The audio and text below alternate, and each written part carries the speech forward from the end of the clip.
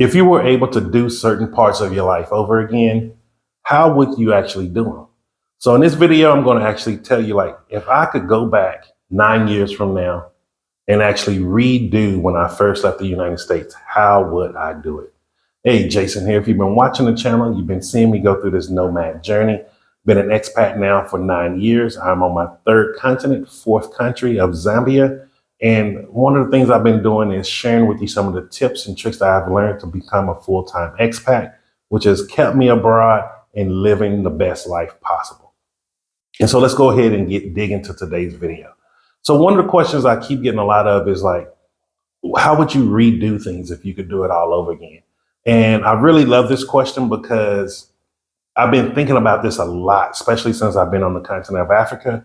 And first thing I would have done, instead of looking into Europe or going to Panama, Central America first, or even in South America, Colombia, I would have came straight to the continent of Africa and came to the SADC region. That is the southern region of Africa, which includes Botswana, Namibia, Zambia, Zimbabwe, South Africa, Lesotho, and Eswatini. And the reason why I say I would come to this area, one, it is very safe. It is a very safe region. It is very politically stable. You're not worried about coups or any of those things going on. And the currency and the economy of the countries are very stable also. Things fluctuate going up and down. But on the very surface level, you're not seeing just very, very, very horrible inflation rates or the collapse of their currencies. So because of that stability, I would definitely come here. Now, one of the other reasons I would pick here first, and if I could redo over, I would have come straight to this region. I would have been taking advantage of being able to buy land and own land as a foreigner. Now, please listen to me on this.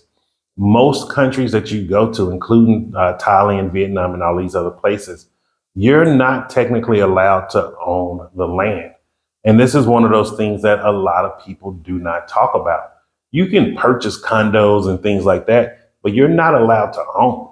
And sometimes you have to have a local own the title with you. And because some of those countries are very nationalist, when you have a local on you, that local have commanding power over you, even if you own 99% and they own 1%. So you have to be mindful of those things. And because this SADC region has a very stable legal system, the judicial system is very fair and honest here. That is one of the other reasons why I would have came here first. Because if I would have came here first and been buying up land, building farms, building businesses, like really taking advantage of the multiplication of my US dollar coming here and transitioning into the kwacha in Zambia, I could have probably had at least 2 to 3 or 400 hectares of land. We're talking about land we could only dream about accomplishing in the United States. And so I would definitely have came here. The other reason I would have came here, English is widely spoken. Even if you go to some of these villages, even moving through remote areas, there's people who still understand English. And if you're a native English speaker and you're not familiar with other languages, this is the difference between night and day when you're moving abroad. Like for me, when I first moved to Panama, yes, there's some people that speak English, but not widely spoken. When I went to Colombia, like it was maybe less than 5% of the population was speaking English. I mean, as far as being able to hold a conversation without using broken English. And so those things are very important because you want to be able to communicate. And here you do not technically have to learn the local languages. And one, because there's so many languages throughout the countries, a lot of people just prefer to speak English unless they're around other people within their tribe. So they know they have a shared mother tongue. And so because of that, it makes it very easy to get around here. It makes you very comfortable. And also they understand American culture. They listen to the same music we listen to. They watch the same TV shows. They watch the same movies we watch.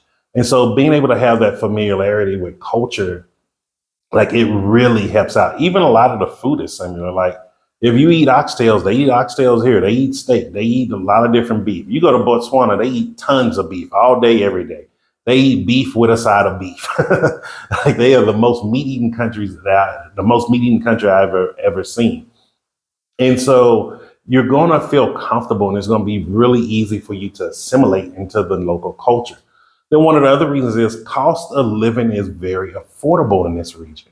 Like if you're looking at things on the internet, it looks really expensive in Africa.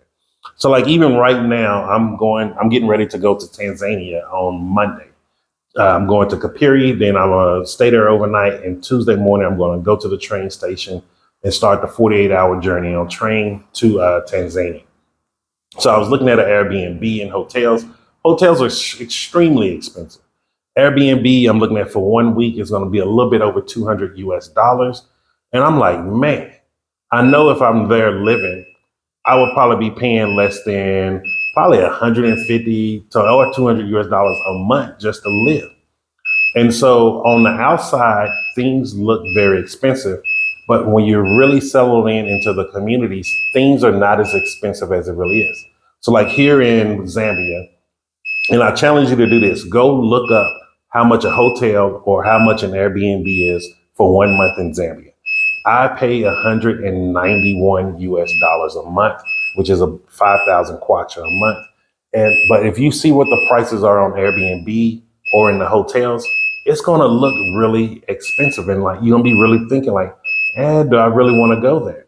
But I'm telling you, if you settle in here and really look into the community, assimilate to the countries, you're going to love this region. And it's very easy to travel between all the other countries. My apologies for that beeping. That's load shedding and my ups is starting to go down. I'm charging my computer. And so let me go ahead and end this video so this noise don't get too out of hand.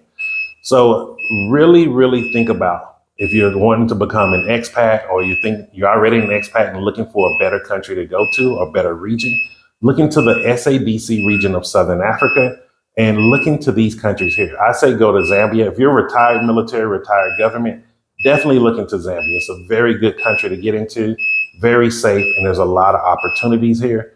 And I'm not someone about gatekeeping. I want you to know exactly what I'm seeing on ground here so you can come here and just take advantage of some of the benefits that I'm able to take advantage of also. Oh, before I go, let me say this. Healthcare. Healthcare in this region is amazing, guys. Healthcare, I pay 60 kwacha a month. That is about $2.25 a month for healthcare. I'm paying less than $30 for the year. Think about that. That includes dental also. So when I go get my cleaning in a few months, I do not have to pay anything. All of that is covered with the 60 kwacha, with the $2.25 that I pay a month. So please look into this SADC region. If you're, like I'm gonna say this again, if you're retired government, retired military, start looking into coming to Zambia. It is a great country to relocate to, and it's a great home base for this southern region of Africa. So if you have any questions or comments, just leave them down below. If you're a fellow expat also and you've been doing this, add any insight that you have down below also. Sharing is the way that we can help other people get here a lot safer, a lot smoother, and a lot easier so they're not being stressed or struggled out. And then most importantly, just remember this. I'm Jason, and success is simple once you know how.